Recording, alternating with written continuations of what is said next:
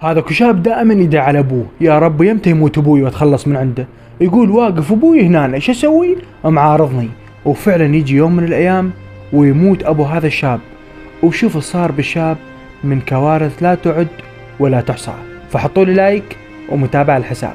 هذا الشاب يقول ابوي كان معاندني كلش، شو اسوي؟ ما يقبل، اشرب نرجيله، سجائر، كل شيء اسوي ابوي معاندني، البس اطبر حاجبي، اصبغ شعري، يقول معاندني. بابا دراستك، بابا صلي، بابا سوي شي. يقول قمت اكرهه لان اصدقائي يقولوا له هذا ابوك قد معقد وش قد مأذيك وكذا. ويقول انا هنا كلش انقهرت وروحي طلعت. ويقول قمت ادعي علي بلكي الله يموت ابوي واخذ راحتي. يقول فعلا مات ابوي واني بعدني صغير.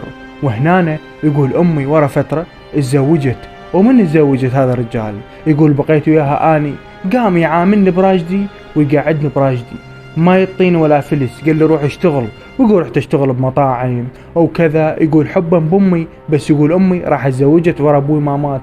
ويقول صارت لي كوارث مو طبيعيه. ويقول ذيك الساعه حسيت بمعنى فقدان الاب. فاليوم اللي عنده اب يحبه ويموت عليه، فمهما يسوي ابوك لمصلحتك، والله العظيم لمصلحتك. فدائما اسمع كلام امك وابوك لان ذولا هم مستقبلك.